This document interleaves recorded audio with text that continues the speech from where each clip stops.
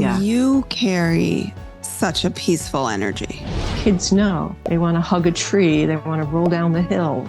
Oh my God, rolling down hills is so fun and nauseating when you're an adult, but like so fun to just let your body flop like that. I created my own sport, ski jacketing. If you don't have a sled and there's snow and you have a good slick jacket, you just throw yourself or slide down a hill with your ski jacket. You have to leave your hair up. I was doing that for a while for great fun.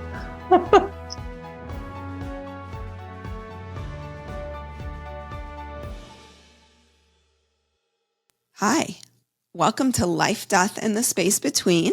You know me by now, Dr. Amy Robbins, clinical psychologist and medium. And today I'm talking with Cheryl Pallant. We are talking about embodiment practices, and embodiment gotten a really big name right now. Lots of people are talking about embodying. There's lots of talk about somatic experiences. And so in this episode today, you will learn about what embodiment practices are, how you can begin to apply them in your everyday life. The end of the episode, we give you some really specific embodiment practices, but also, can you be too embodied? You know, do you want to be feeling everything all the time? That's something we discuss as well. So here is today's episode. Welcome, Cheryl. Thank you. Thank you for having me. I'm excited to dive into this concept of Eco-Somatics. Your book is called Eco-Somatics, Embodiment Practices for a World in Search of Healing. And I hear a lot these days about somatics. It's a big term in the psychology field. Certainly in the field of emerging psychedelic research, there's a lot of talk around somatics. So can you help myself and my listeners understand both what eco-somatics is, what somatics is, and also embodiment and what that means? So somatics is the subjective experience of the body compared to the objective experience of the body. So an example I like to give is, if you say you're cold and you look at the thermostat and it says it's 75 degrees, 75 is the objective. But somatic says your personal experience says you're cold.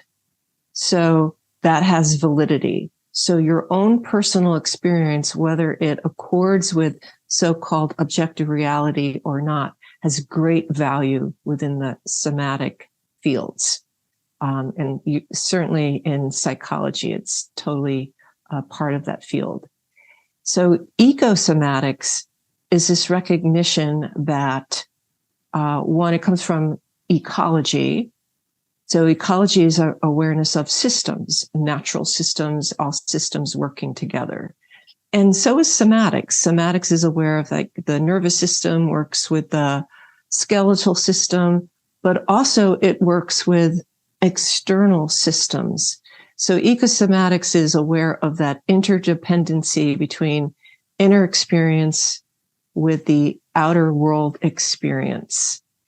And embodiment is the degree to which one is aware or present within oneself.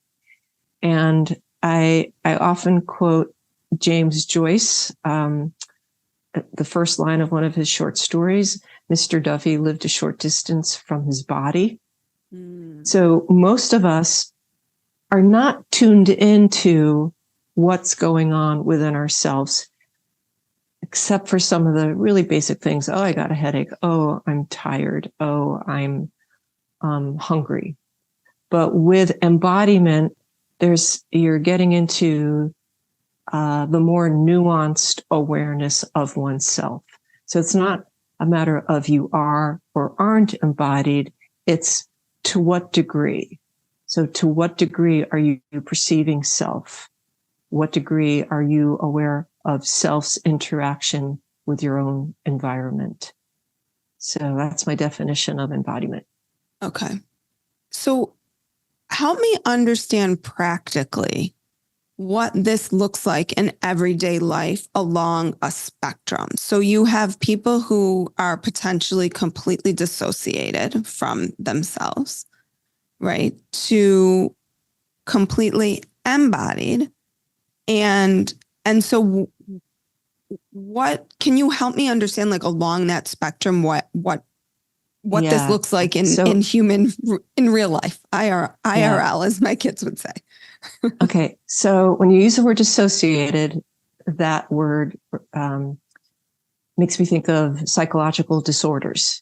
So that you are in like a totally different, like I'm right now seeing dragons and they're after me and I'm like, right. Yeah. So more like a kind of schizophrenia, just something that, maybe you need to be on medication for. So that's not right? how, so that's the extreme. That's the extreme. Right. And then there's dissociation is just a defense when people are not necessarily embodied. Right. And then there's like you yelling at me and I'm like, I just can't handle it. So I kind of put up my defenses and I'm not feeling everything, which is kind of a normal thing.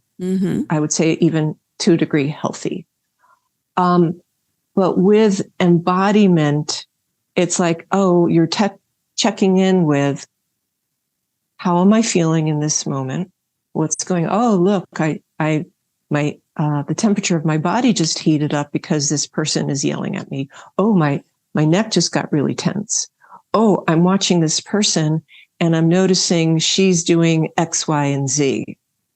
So there's a great awareness of self, but also other, and being in some degrees open to, in this example, the barrage of information. Now, it doesn't even have to be, such an extreme situation. Let's say here we are just talking, and how open are our perceptions to each other? How open are my perceptions within myself? And that's, this whole continuum of highly sensitive, somewhat sensitive, all the way on. And people who, as I'm sure you've had discussions with your people on your program, some people who are highly sensitive can't even turn off, the subtle things that are not about dissociation, but they're just still feeling like you can hear all the thoughts and feel the feelings of other people. So, what's that happy medium? Can you turn the dial up and down at will? So that's what's going on. So being completely embodied, as we're talking about it here, wouldn't necessarily serve you at all times. Oh, no. Like when I go into, I don't know, a really busy party with so many people talking, and I'm like, just the volume alone. And these days with the ceilings, everything is reverberating. And I'm like, and it's so, excuse me, what did you say? So we're always kind of monitoring all the different dials so that we can focus on a discussion or look at the artwork or whatever it is our purpose in that moment. So no, we're always making those choices. But one of the premises I'm talking about in my book, because I'm very concerned about what's happening in our world environmentally, because there's this little thing called climate crisis happening, is that's a real thing, according to some people, right? Or they're saying it's not, I'm not saying. Right. That not only are we in a benign, many of us are not in a benign relationship with ourselves. And many of us are largely disembodied or some degree of frequently dissociating. But we also don't have a relationship with the natural world, the environment. It's just out there. A tree is just a form. It's not alive, or it is alive. It grows, but maybe it's pretty, but many of us don't even see it, let alone feel it on some level. And not just a tree, but, the dirt or mushrooms or the air. And all of these things are influencing how we are. It's a two-way street. And because we've been, that relationship has been broken, I think it's creating all sorts of unease and dis-ease. So this is my premise, that the better we can be at perceiving with self-compassion, mind you, because a lot of us get caught up in self-judgment, the better our relationships are with self and with other. And then we move out of what I think of as an epidemic of loneliness and an epidemic of anxiety as well. Mm-hmm. Mm-hmm. It's not an on-off switch. It's a slider.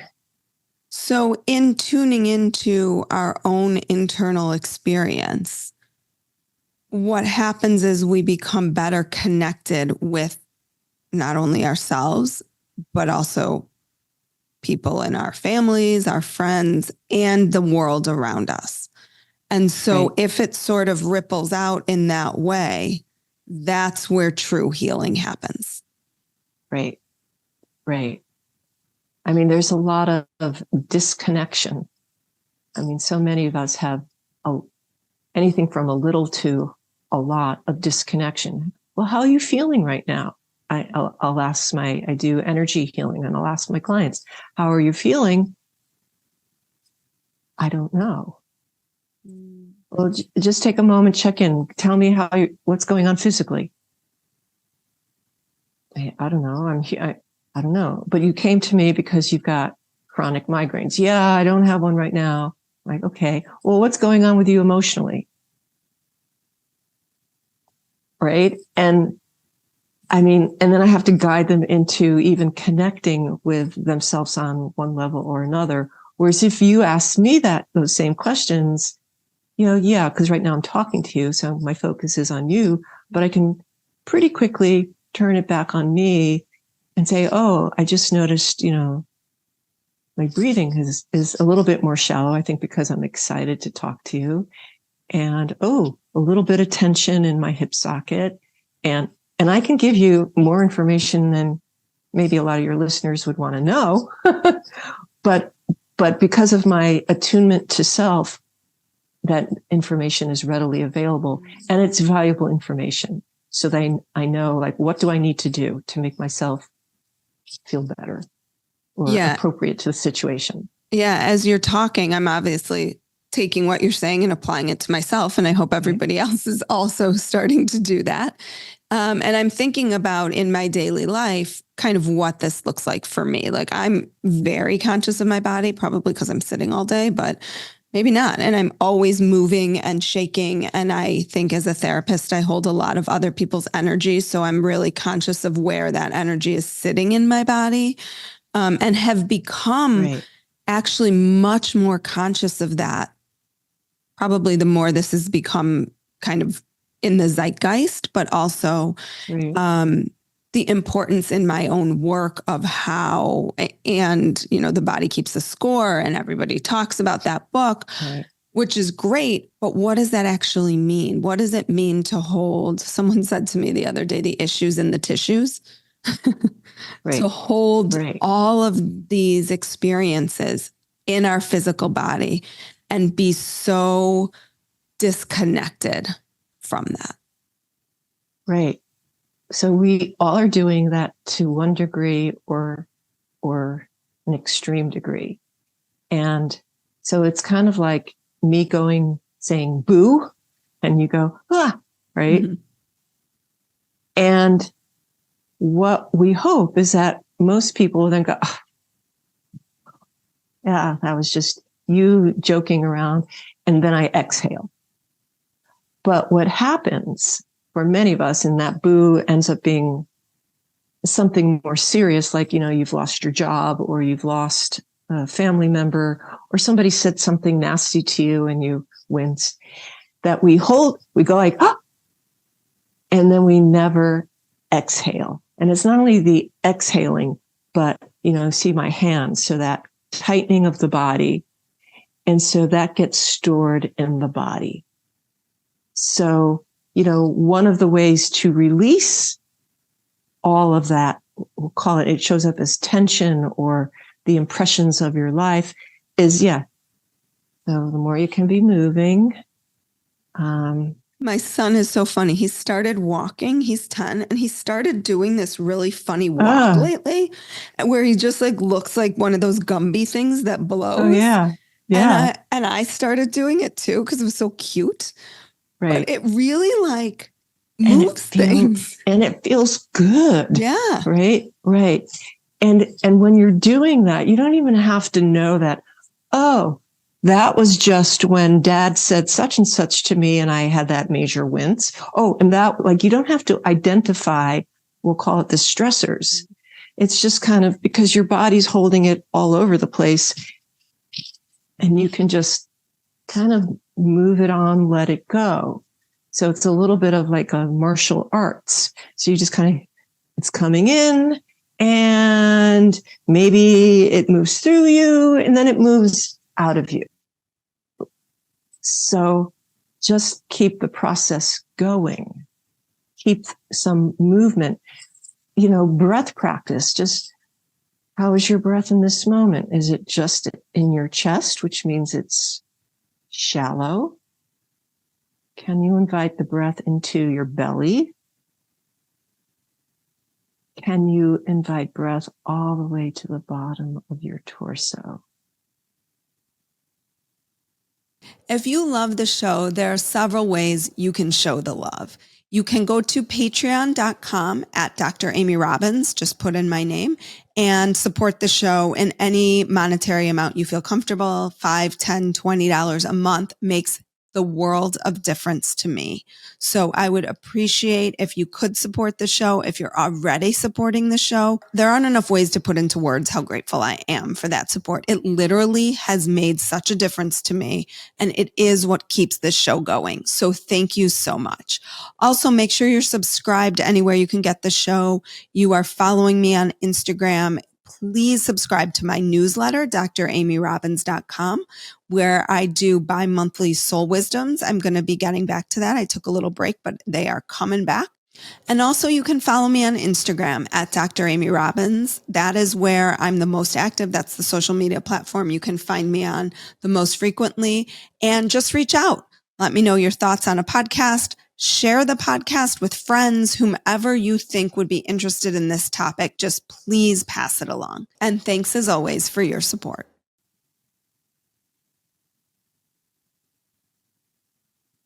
It's amazing in just those like 3 breaths, how you feel your nervous system settle. Right. Right. And that was, 10 seconds or something like that. And typically what happens when we bring awareness to the breath, oh, I don't know how to breathe. Oh my God. You find like, right. And then to just kind of like, it's okay. Just keep breathing or take in a bigger breath until you find an ease. And I find going all the way down to the torso, the bottom of the torso, where you don't think there's breath, but suddenly you're feeling the weight of your body. And you're feeling rooted. You're feeling rooted. Right. And then then your breath is like, oh, we can go more places than we had been. And here's my shoulders and my shoulders. I'm going to make this a little more exaggerated so people can see. And the whole body like settles down. And then once you're in, your nervous system is more settled, then I'm also more available to myself, more embodied, more present, and more available to you too. Because if I'm like this all the time, it's like, I'm sorry, what did you just say? I'm sorry, right? And we're miscommunicating and misunderstanding or not even hearing. When I'm like this, then I'm available or more available. And is that what you describe as somatic intelligence? Yeah. Is being able to notice all those different nuanced phenomena. Like, oh, gee, I feel tension in my left hip, but not in my right hip. Or when I'm breathing, it suddenly feels like my right lung has some flame on it, but the left lung doesn't. So, and a lot of times the information that's provided by the body comes symbolically. So it's kind of like a dream. So is my right lung on fire? I don't think so. But I'm getting this image of heat and fire. Okay, so what does that mean? Mm-hmm. So then I have to go like, okay, a process of inquiry, same way that you do with dream interpretation. What is that about? Mm-hmm. There's some commonalities between my body, your body, other bodies. So, oh yeah, when you've got an inflamed or fire lung, this means, but it may also mean something very specific to you. And so that's about you doing that inquiry and finding out, what is that? What is that about? So when you talk about energy healing or do energy healing, I know a lot of people, it's a broad term. I think it's used, I think there's many people out there who think it's like this magic thing that you just go and someone heals your energy, but I think our energy is more complicated than that. And we have to heal our own energy. And I think emotions have a lot to do with that. Can you explain what energy healing looks like in your world, or how you conceptualize and think about it? Yeah. So my official training is in Reiki and healing touch.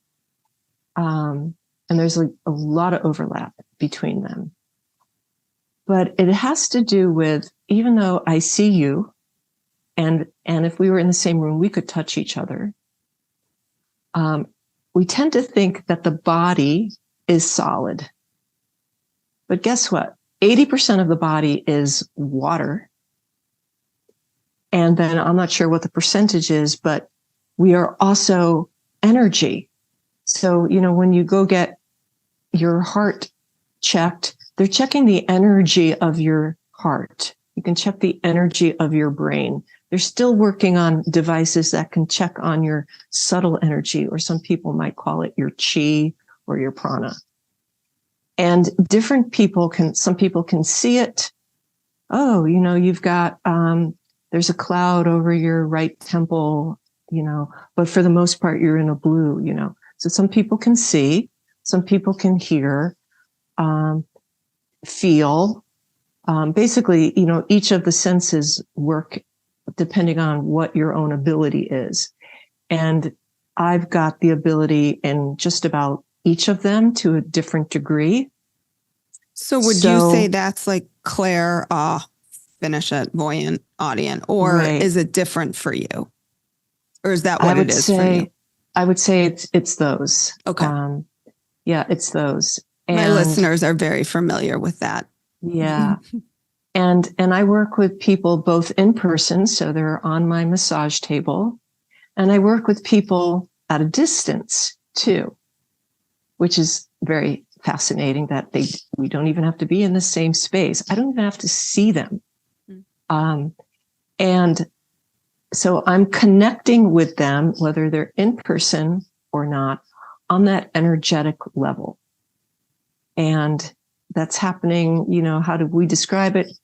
Quantum mechanics explains it, or that, space and time is very elastic.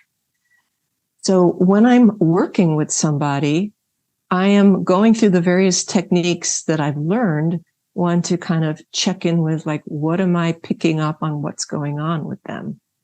So, so I might be doing this around their bodies, and oh, wow, that right lung is really hot.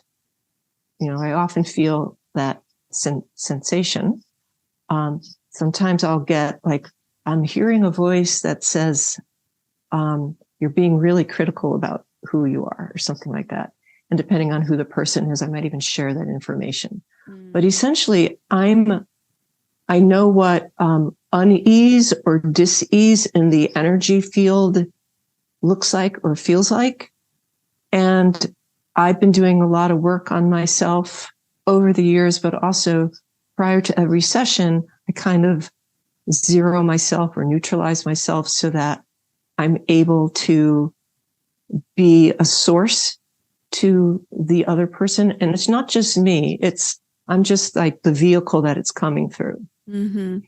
And then I'm basically looking at ways to raise their own energy level, or the way that I like to describe it is I'm a garden hose that is the energy's running or the water's running clearly. But some people have that little kink in the hose, right? And I hook up my hose to their hose, and that little kink starts kind of coming undone. Unkinking. And some people, depending on what's going on, one is, one session and their calmness level goes way up. Depending on what's going on with them, their so-called unease, dis-ease can come down some or quite a bit.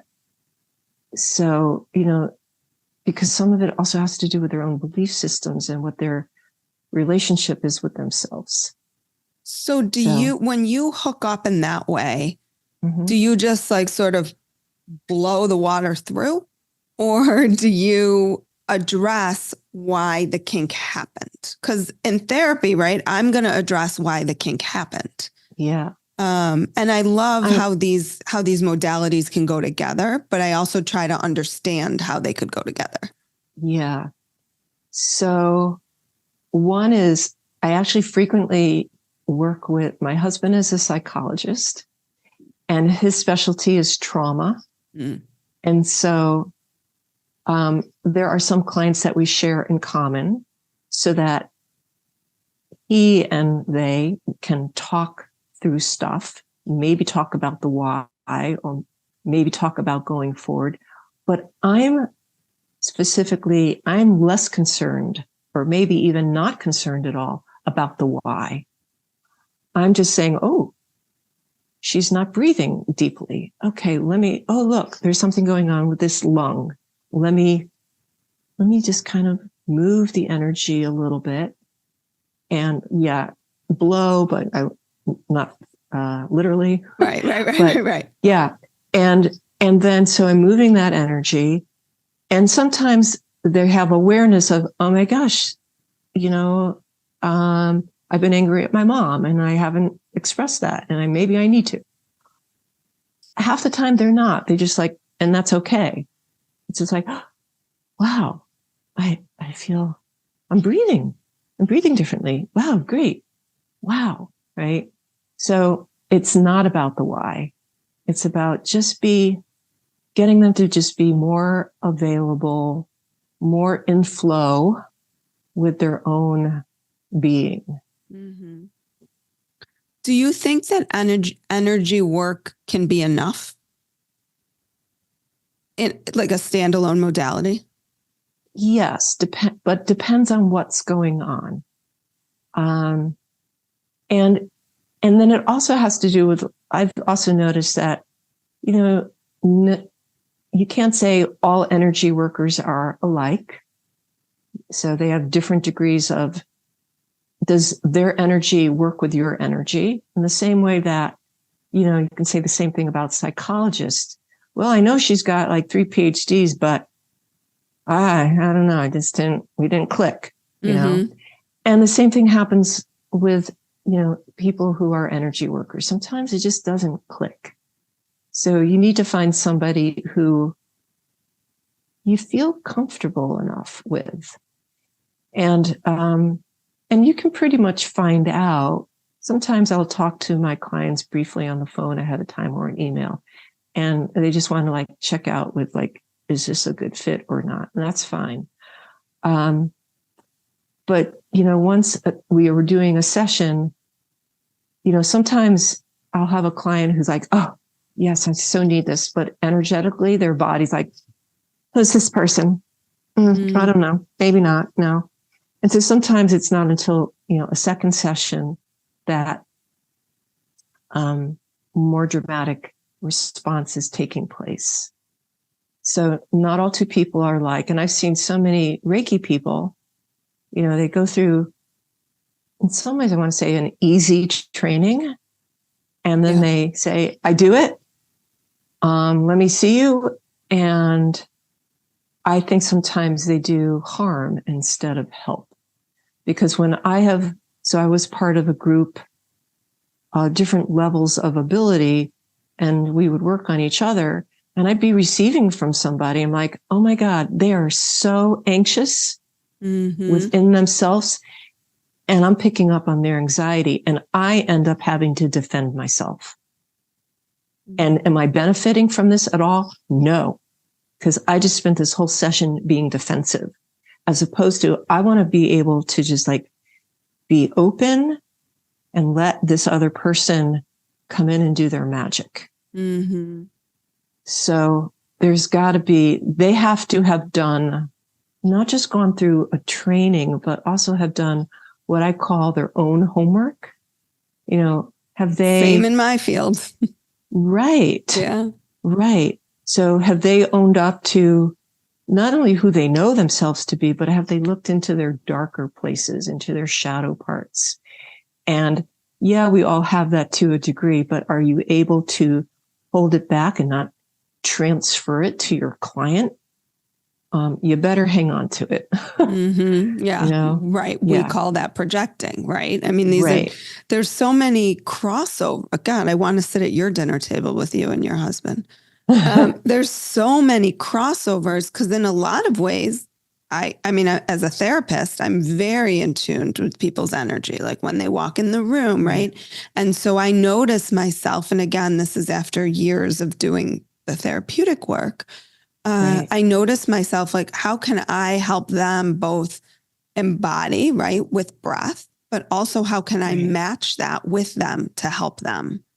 Maybe, I always say like downregulate their nervous system or notice where their anxiety is in their body and just breathe into it to let it go. So there's just a lot. It's just a shame that the modalities have become so separate, although they're coming back together, I think, in some ways. I think they are coming together. Yeah. Because in the field of somatic psychology, there's recognizing all the overlaps, which is great, great. And I love that I get to work with my husband with people who have trauma, because, you can talk about your trauma all day long, but until you start getting into the level of the body and start loosening those tensions that are stitched in your body everywhere, you're going to minimize the progress you're making. So you've got to find a way. And sometimes it's got to be, you can't do it by yourself. You do need that other person to help you in that self-regulation. So I know that, once I put my hands on somebody, they're like, oh, or even with the distant people, and they feel, oh, wow, that a degree of calmness that they're not familiar with. Oh, whoa. All right. Well, you carry such a peaceful energy. I mean, it was evident. And that's one of the things I'm always, both in my practice, but also on the podcast, is okay, soon as I get on, it's like, where's their energy? Where's my energy? Because I tend to operate. I can be a little higher energy. Yeah. Yeah. So I've been a meditator since I was 16. So that's been pretty helpful on many levels. So yes. Yeah. What are some embodiment practices that people can take with them from this chat today? So, just that simple thing that we did earlier of check in with your breath. So there you are in your chair. So I'm imagining your listeners are on your chairs. And like, okay. When I say get comfortable in your chair, suddenly everybody's like, oh, was I? Okay, right? Which is great because then you're also noticing like, well, where are your arms? Where are your fingers? And where are your feet? And just kind of check in with the location of your body. And then start checking with your breath.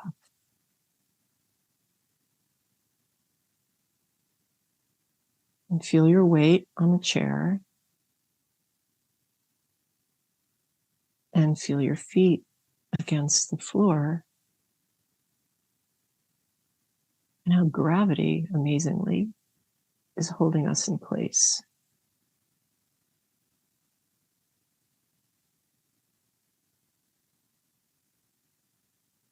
So for some of us, we're hearing our mind, our inner chatter is going crazy. Like, okay, just notice it. You can also notice, what is the quality of it? Is it anxious, or is it yelling, or is it reminding you of things? And you just notice that. And if you just do that even for 5 minutes a day, that's a wonderful practice. And then, another one is kind of doing what your son's doing, and just kind of allowing yourself put on some of your favorite music. I prefer quieter music because I find slow movement, not this, because we end up getting all into the beat. Great exercise, but slower movement is allowing us to get out of our habits of movement. And even as I'm doing this, I'm feeling how my back is like thanking me for releasing some stress, and feel the heat of my body rising. And your body has its own intelligence. Mm-hmm. So if you stop thinking and just kind of let it move, let the body move, let yourself feel awkward, let yourself be silly, because that's what the body wants. Mm-hmm. But, our education system, probably since third grade, says, Cheryl, stop your moving in your chair. And we've learned to be still.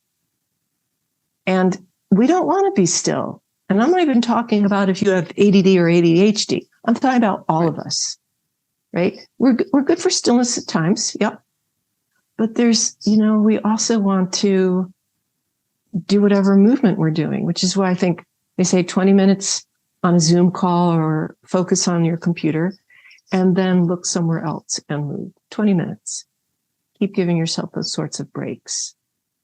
Well, and the fact that we sit in chairs versus the floor. Like when I think of Eco-Somatic, I think I took a class last week on 3 days. I spent the entire time sitting on my floor. It felt so good. My back didn't hurt. I was on a cushion, like I was on a bolster, but I acted as if I was in a meditation all day, and my body responded in that way. Yeah. And then there's the other thing of find somewhere outdoors.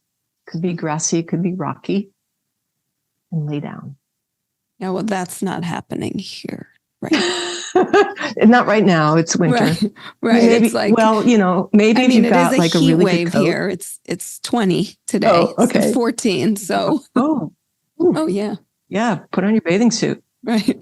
But, when it's maybe a little bit warmer, but just finding, like, letting yourself spread yourself against the earth. I mean, this is what I started doing at the beginning of the pandemic when I and everybody else was freaking out.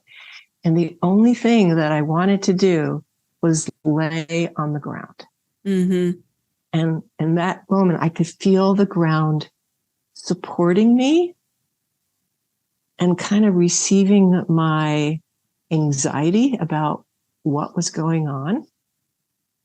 So that too is an incredible practice that if we were 3 years old or 6 years old, you'd be doing that all the time. Mm-hmm. But no, it's like, Cheryl, get off the floor, get off, you're dirtying your pants, get on the chair or stand up. Like, no, we want to be, kids know. They want to hug a tree. They want to roll down the hill. Oh my God, rolling down hills is so fun and nauseating when you're an adult, but like so fun to just let your body flop like that. Yeah. Yeah. Yeah. Yeah. And you can do that in your room when if it's 20 degrees outside. Although I did discover I created my own sport, ski jacketing. So this is if you don't have a sled and there's snow and you have a good slick jacket, you just throw yourself or slide down a hill with your ski jacket. You have to leave your hair up. And I was doing that for a while for great fun.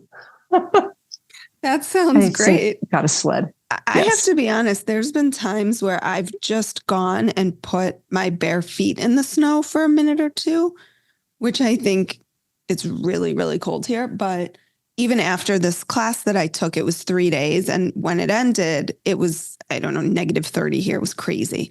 And I opened the door and I stepped outside and just went and like breathed in that air and breathed it out. I couldn't tolerate more than like 2 minutes, but oh my God, did it feel good and alive to be in that space.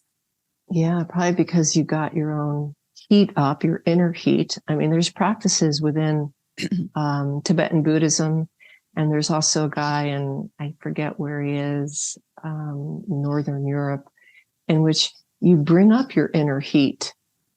And this guy in Northern Europe goes, plunging in ice cold water. Oh, Wim Hof? Yes. Yep, that guy.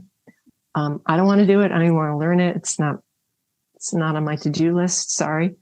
But when you've got that heat going, which you probably did from the class, then you can meet the cold in the same way that, I take a lot of, in the wintertime, hot baths to what I call heat my core. Mm-hmm. So, well, yeah. Cheryl, so many just nuggets of wisdom today. And if people are interested in learning more about you, your work, just want to be in your beautiful energy field, which is so peaceful. Thank you. Where can they find out more about everything that you do? So you can go to my website, and it's CherylPallant.com, and I'll spell it, even though it's probably going to be. Yeah, I'll put it in show notes and everything but too. CherylPallant.com. And I do workshops. Some are online, some are in person. And I work on people individually. So just reach out to me via email. Well, thank you so much, Cheryl, for your time today and for putting up with my tech issues. Oh, you're welcome. No, it's been great talking with you. You too. Thank you. Like what you heard today and want to hear more? Wondering what comes next and what it all means? Head over to Apple Podcast, Spotify, Stitcher, Google Play, or anywhere you get your podcasts and hit subscribe. Also, if you could take a minute to rate and review my podcast, I would really appreciate it. Stay tuned as we continue to explore life, death, and the space between.